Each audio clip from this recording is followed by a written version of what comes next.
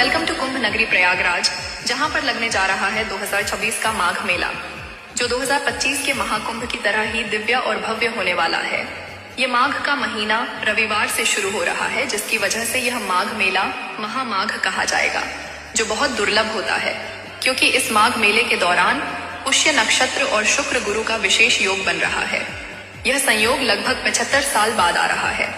माना जाता है कि जब यह योग माघ महीने में आता है, तब संगम स्नान से हजारों जन्मों के पाप मिट जाते हैं।